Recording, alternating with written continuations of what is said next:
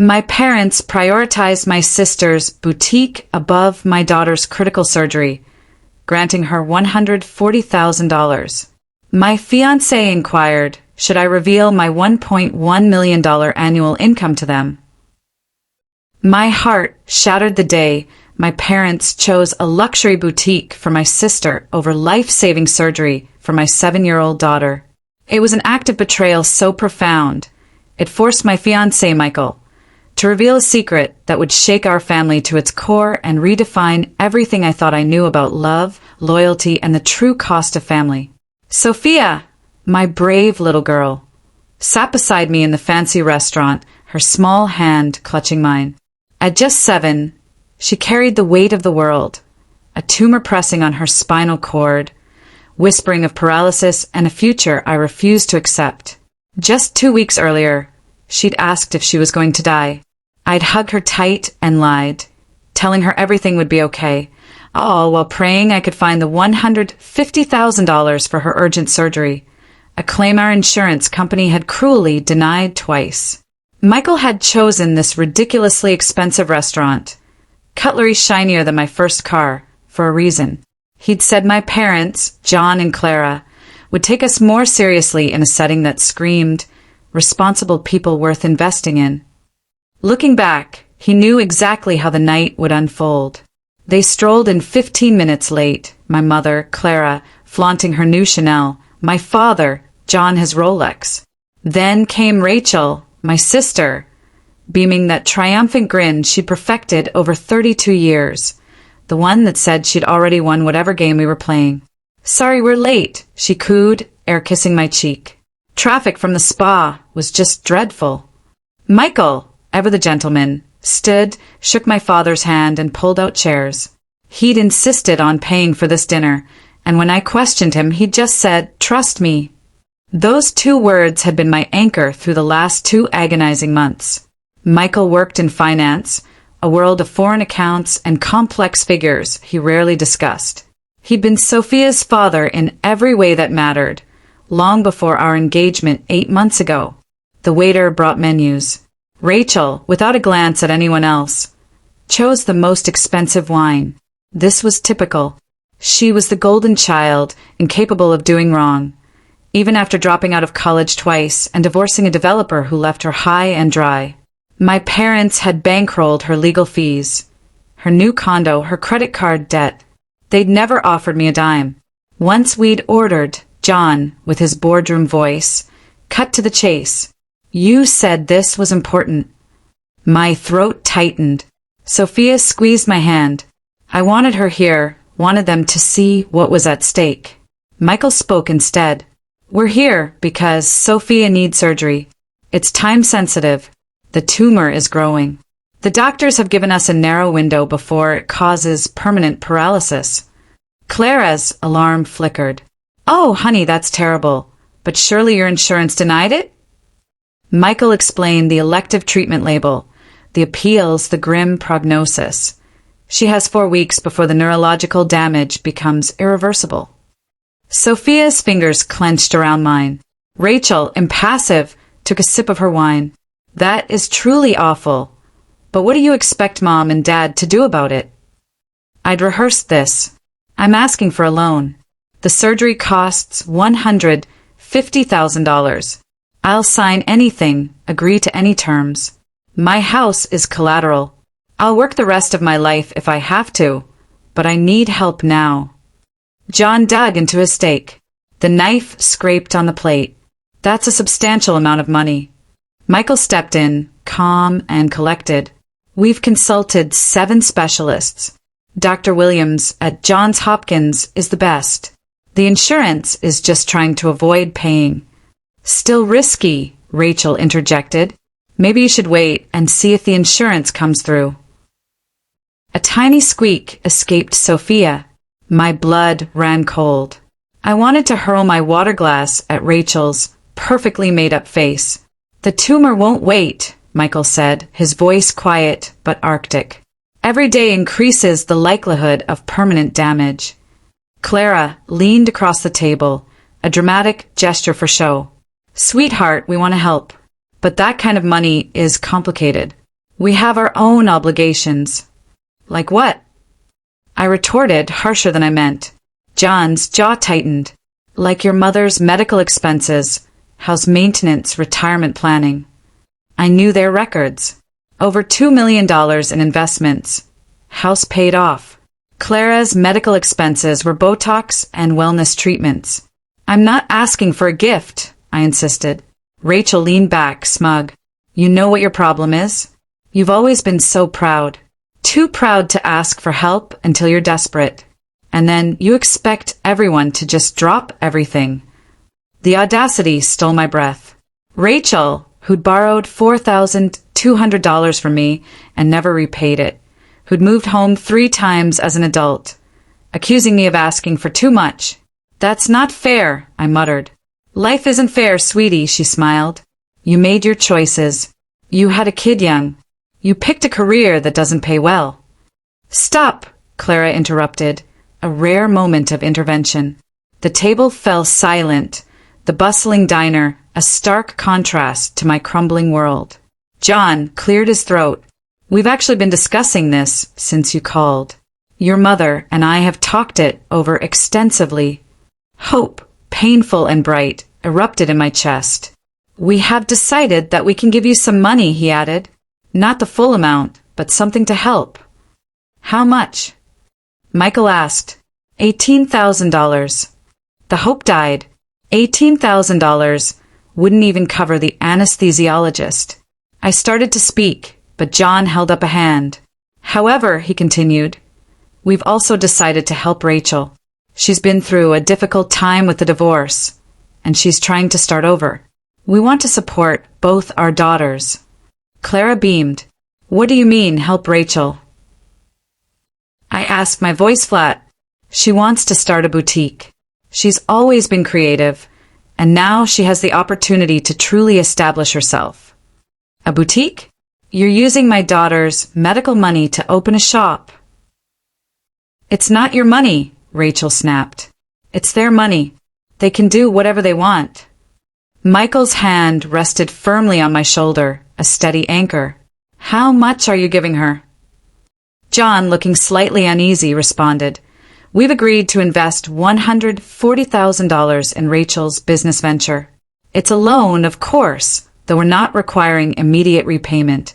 She'll pay us back when the business is profitable. The numbers screamed. They took the exact amount I'd requested for Sophia's life-saving surgery and gave it to Rachel. The $18,000 was a pathetic smokescreen. So, to be clear, Michael's voice was unnervingly calm, you're choosing to fund a boutique over your granddaughter's medical surgery? That's not how we see it, Clara said. We're helping both our daughters.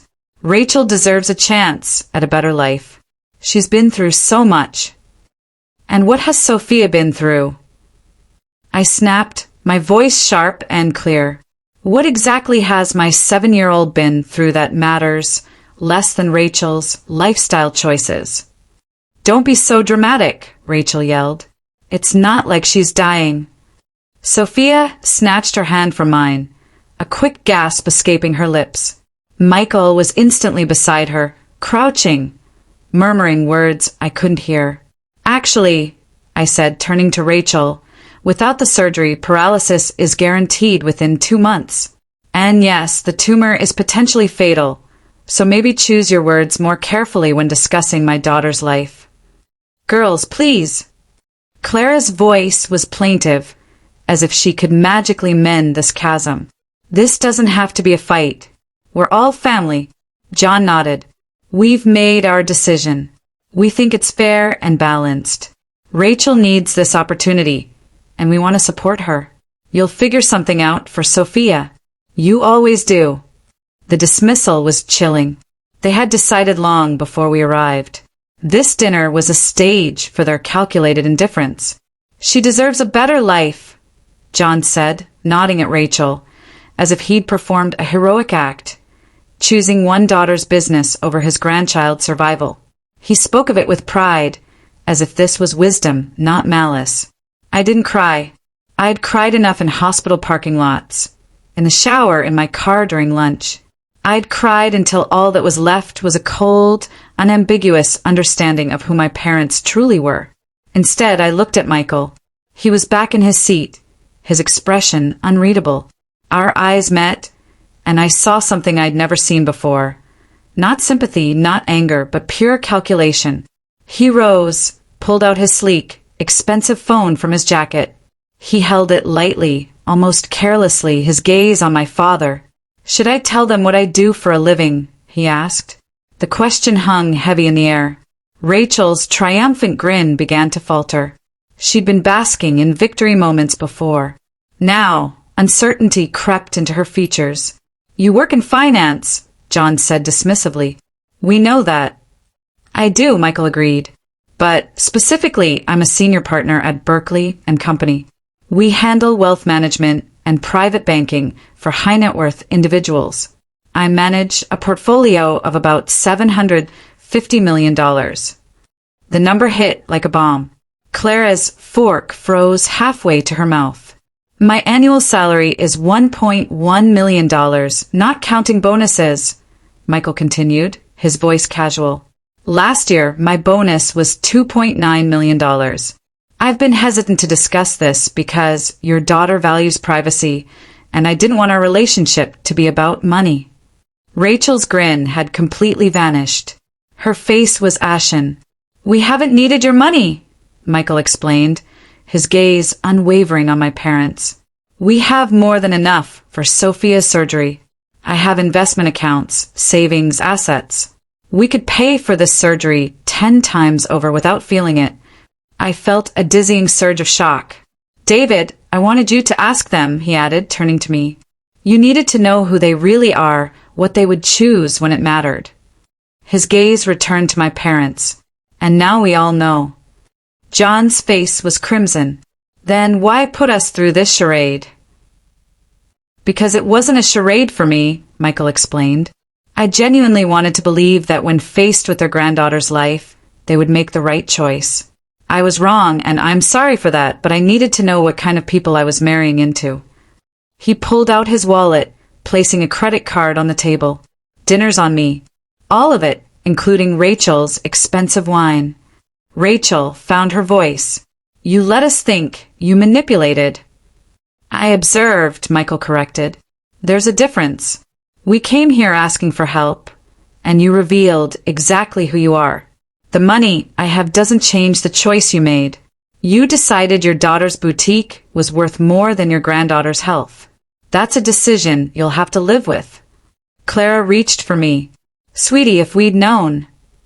"Known what?" I pushed away. "That Michael had money? That only matters if you were making a financial decision instead of a moral one.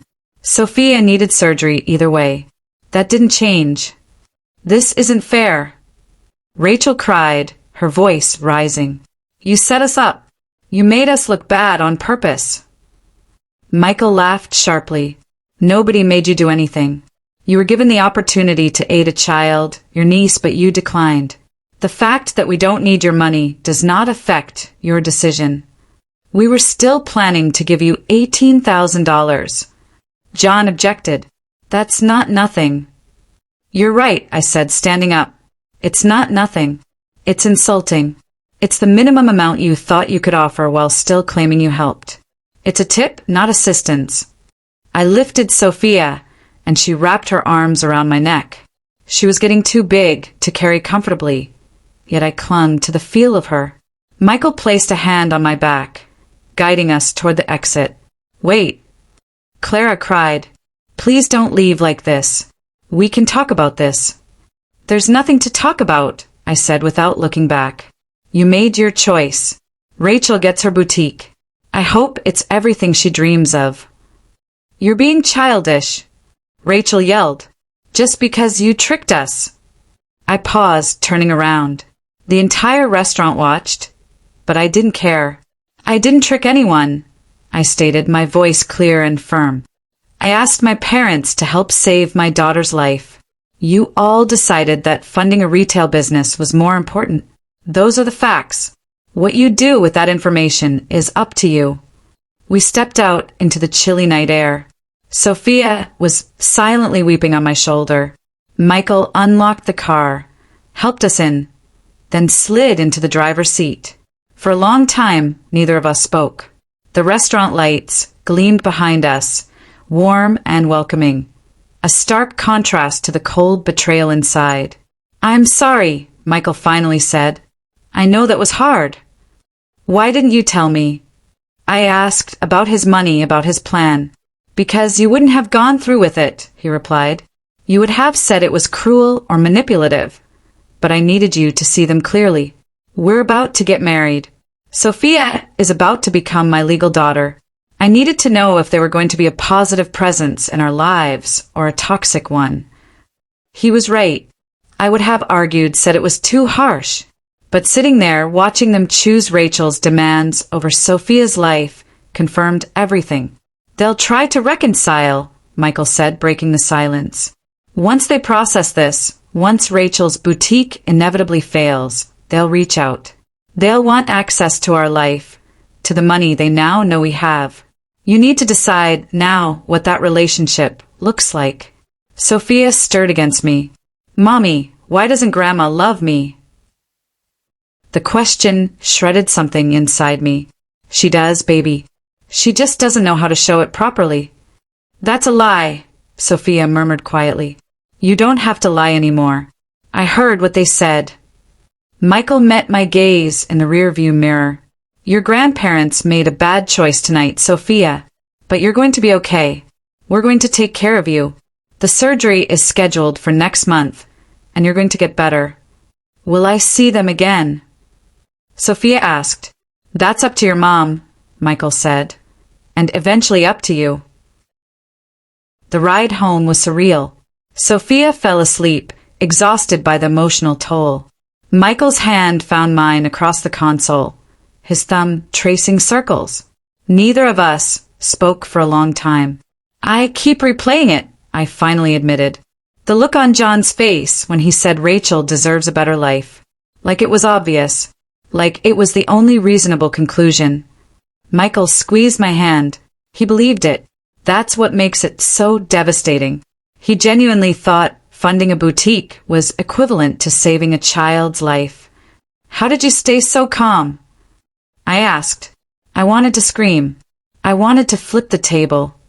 "Years of practice, hiding what I'm thinking," he joked. "It's a skill you develop in finance, but trust me, I wanted to do a lot more than flip a table." When we got home, I carried Sophia upstairs and tucked her into bed. She stirred. "Mom." Her voice was small and tired. "Yes, baby." "Are we going to be okay?" I brushed back her hair. "We're going to be more than okay. I promise. Even without Grandma and Grandpa." The question wounded my heart, especially if that's what it takes to keep you safe and loved correctly.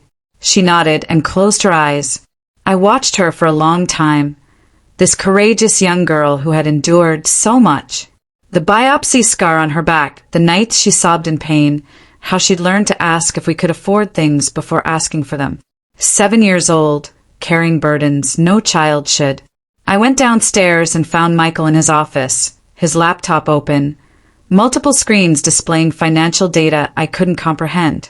"I'm establishing a trust for Sophia," he said without looking up. "Education, medical expenses, whatever she needs. It'll be ironclad. Your parents won't be able to touch it or contest it." He added, "Our lawyer is creating an agreement that clearly excludes them from any medical decisions. If anything happens to you, they have no rights. My sister gets guardianship, not them." I sank into the chair opposite his desk. "You really think they'll try to interfere?" He finally met my gaze. "I think people who value money over a child's health can rationalize anything. I'm not taking chances with Sophia's future." The next morning, I had 17 missed calls. Voicemails varied from bewildered to furious to imploring. I deleted them all. Work was a welcome diversion. My boss had been incredibly supportive of Sophia's situation. My colleague, Ethan, met me at my desk with coffee.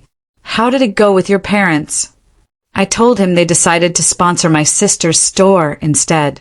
Ethan's mouth fell open. You're joking. I wish I was. What are you going to do? Can you take out loans? Start a GoFundMe? Actually, I said, sitting down at my computer. Michael had the money all along. He wanted to see what choice they'd make. Ethan was silent for a moment. That's either brilliant or cruel. I can't decide which.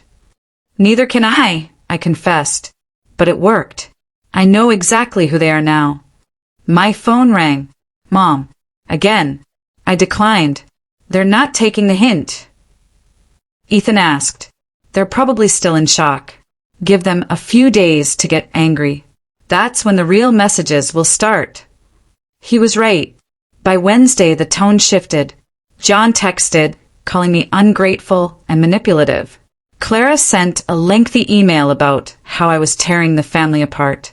Rachel left a voicemail filled with every name she could think of, her voice harsh and aggressive. You always have to be the victim, she spat. You always have to make everything about you. Mom and Dad were trying to help both of us, and you threw a tantrum because you didn't get your way. Grow up. The world doesn't revolve around you and your kid. I saved that voicemail. Something told me I might need it later. Michael came home Thursday evening with more news. Your sister went to my office today. I looked up from helping Sophia with her homework. What? She showed up at the reception, demanded to see me. Security escorted her out, but not before she caused a scene. He undid his tie. She was yelling about how I'd ruined her life, how I'd manipulated everyone, how she was going to sue me for emotional distress. Can she do that? No, but she can try. It will cost her money that she does not have. He poured himself a drink. Your parents were waiting in the parking garage. I think they planned it together. My stomach constricted. Did they approach you? Your father did. Asked if we could talk man to man. I told him we had nothing to discuss, and that if any of them showed up at my workplace again, I'd get a restraining order. Sophia was looking at us, her pencil frozen over her arithmetic. I faked a grin. It's okay, sweetheart. Just adult drama. Nothing for you to worry about. She didn't look convinced, but returned to her schoolwork. That night, after Sophia was asleep, I finally broke down. Michael found me in the bathroom, sobbing into a towel to muffle the sound. They were supposed to love her, I blurted out. She's their granddaughter. How could they choose money for Rachel over Sophia's life? What kind of people do that? Michael sat next to me, pulling me into his embrace. The kind of people who never should have been parents in the first place. I thought about my childhood. John teaching me to ride a bike, Clara making my Halloween costumes. Were those people ever real? Or was I just helpful until I wasn't? Maybe both, Michael said gently. People can love you and still be fundamentally selfish. The love doesn't make the selfishness hurt less. Friday brought a different tactic. My Aunt Helen, Clara's sister, called. We'd always been close. She was the one who looked after me when my parents were away, the one who came to my college graduation after skipping Rachel's rehab graduation. Your mother asked me to call, she explained. She's devastated. They both are. They should be. Sweetheart, I'm not calling to take sides. I just want you to know that they're struggling with this. They thought they were making a balanced decision. Aunt Helen, I said, they paid Rachel $140,000 for a store and offered me $18,000 for Sophia's operation. How is that balanced? She sighed. When you put it like that, it sounds bad. It sounds bad because it is bad. Your mother mentioned that Michael had money all along, that you weren't really in need. I blurted out. Would it have been okay if we were actually desperate? If we'd had no options and they'd still chosen Rachel's boutique, would that have been fine? Of course not. Then Michael's money doesn't change anything. They made a choice based on what they believed was true. They chose wrong.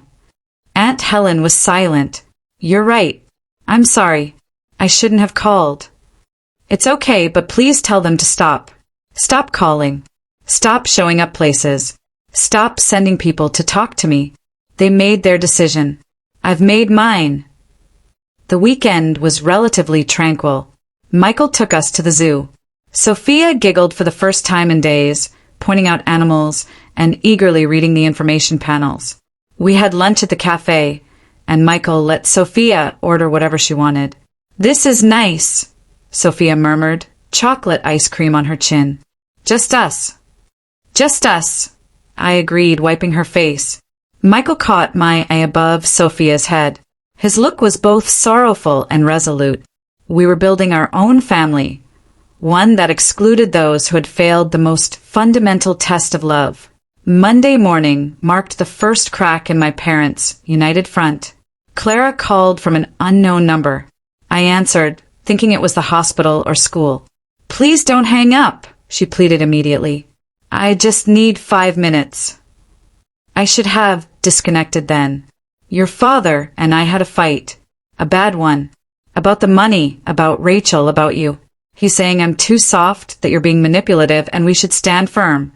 But I keep thinking about Sophia. You should have thought about Sophia at dinner. I know. You're right. I should have. Her voice crackled. I've made a lot of mistakes with you. Favoring Rachel. Looking the other way when she treated you badly. I told myself it was because she needed more support, because she struggled more.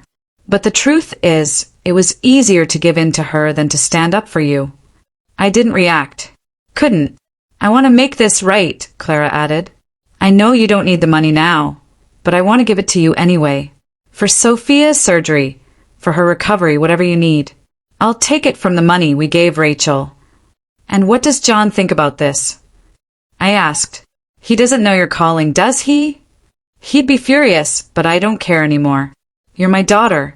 Sophia is my granddaughter. I should have chosen you. It was the closest thing to an apology I had ever received from her. A part of me wanted to embrace it, to believe she had finally seen the light, but another part, the one that had witnessed her grin while explaining why Rachel deserved more, couldn't forget. I appreciate that, Mom. I really do. But it's too late.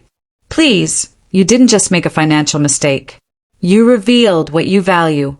And I can't expose Sophia to people who might make her feel less important than her cousins, or less worthy of love or support. I can't risk her internalizing the same treatment I got. I would never make her feel that way. You already did. She was sitting right there when you said Rachel deserves a better life. She heard every word. She asked me later why you don't love her. Clara's sob was clear over the phone. I'm not trying to hurt you, I said, but I'm done protecting your feelings at the expense of my daughter's well-being. You made your choice. This is mine. I hung up before she could reply. Then I added her new number to my contacts as Mom. Do not answer, so I'd know if she called back. Michael had been listening at the doorway. That must have been hard. It was necessary, I explained. She wants absolution without consequence. That's not how this works. 2 weeks later, my phone buzzed with texts. First from Mom, then John, then Rachel. The boutique had fallen through. The property owner had pulled out of the lease, deeming Rachel's business plan insufficient and her experience non-existent. Rachel was insisting my parents sue him. They asked if we might help with legal bills. I blocked all their numbers, including Mom's new one. Sophia's operation was set for the following Tuesday. Dr. Williams had an opening, moving her appointment forward. The timing felt perfect. We'd be done with this before my relatives could cause further havoc.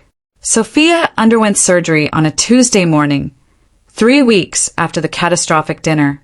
After 6 agonizing hours, Dr. Williams emerged, informing us everything had gone perfectly. The tumor was fully removed, and while she would need physical therapy, a full recovery was predicted. I cried in Michael's arms in the waiting area, releasing months of worry and anxiety. Rachel arrived at the hospital 2 hours later. She must have called around, harassing common acquaintances until they gave her our location.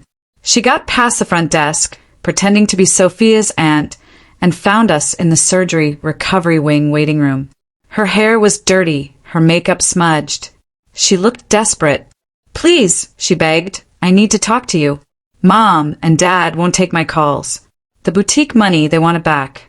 They're threatening to take me to court. I need help. I need a lawyer." Michael stood between her and me. "You need to leave. She's my sister. I have a right." "You have no rights here," Michael said coldly. "You made it clear where your priorities were. Now deal with the consequences." Security escorted her out. I watched her go, feeling nothing but exhaustion. Clara and John tried again, arriving with flowers and cuddly animals. They smiled and cooed over Sophia as if the dinner had never happened. Sophia accepted their presence gently, but refused to talk with them. After 15 minutes of uncomfortable small talk, they left. In the parking garage, John cornered me while Clara kept Michael busy. "You know this makes you just as bad as us," he said calmly. "Cutting us off because we made one mistake using money to influence relationships. You're no better." I studied him closely. This man who had taught me to ride a bike, helped with my homework, walked me down the aisle at my first wedding. I tried to find a glimmer of affection, but came up empty. "The difference," I replied, "is that I would have given you the money if Sophia was fine and Rachel was sick. I would have helped without conditions or tests. You failed one. I'm not manipulating you with money.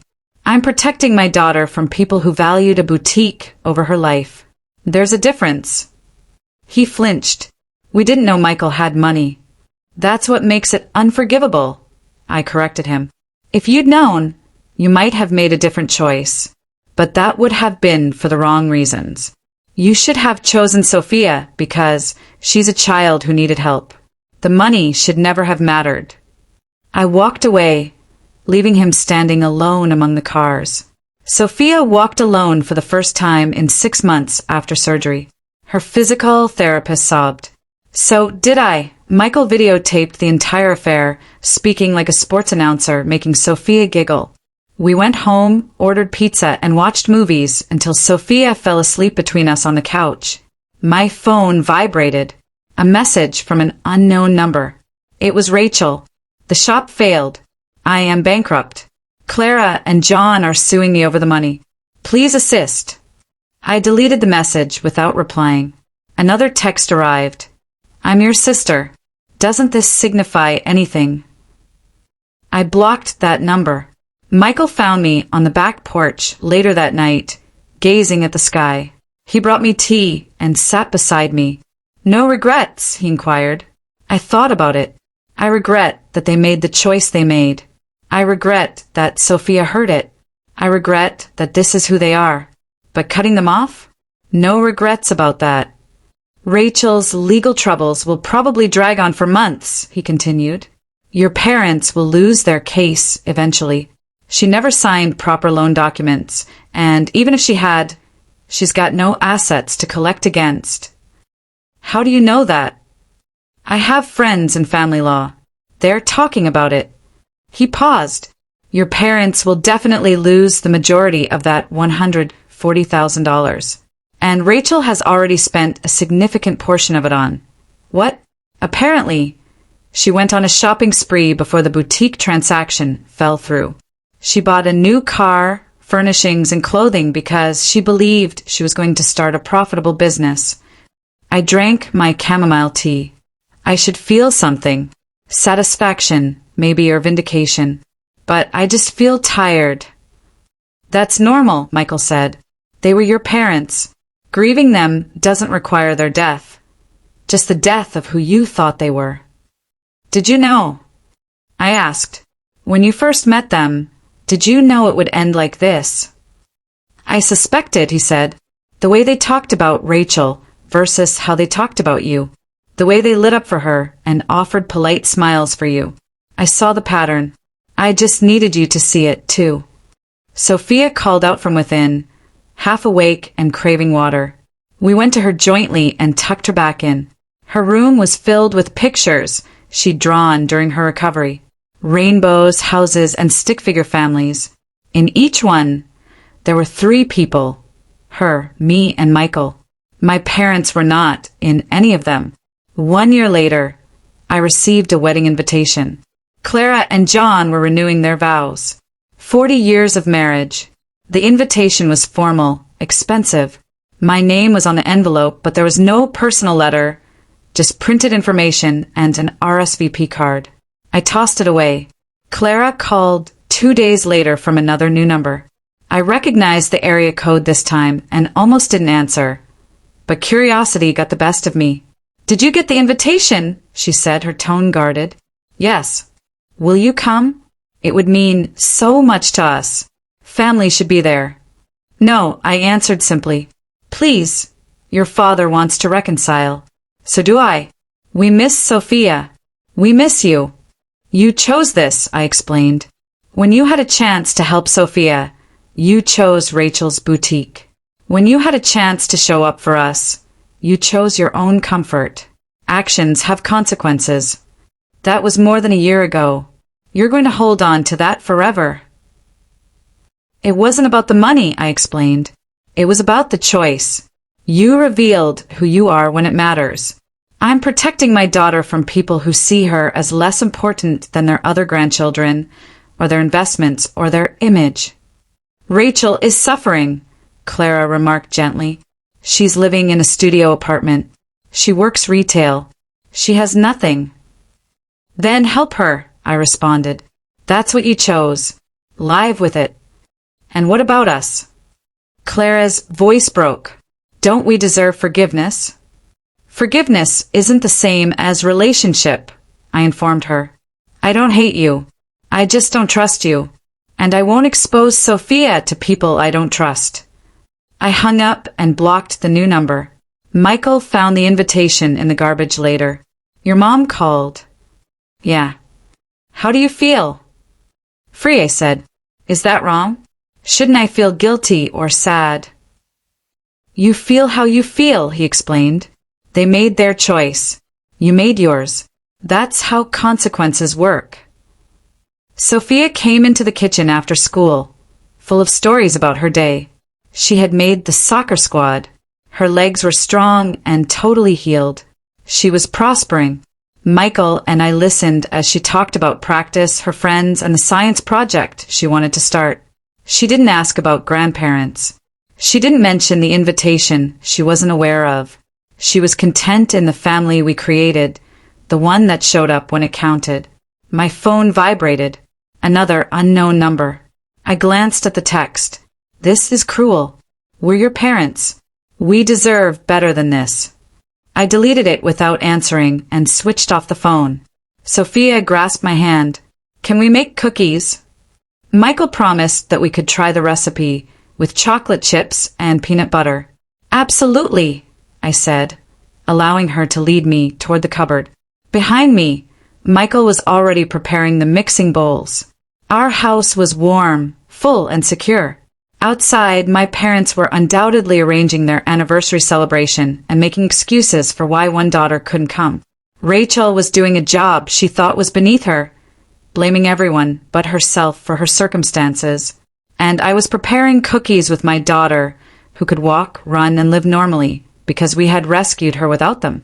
Some individuals believe family is everything. That blood requires forgiveness. That parents deserve unlimited opportunities. That sisters should always encourage each other. Those folks have not witnessed their parents prioritize money above their child's life. I did, and I chose appropriately.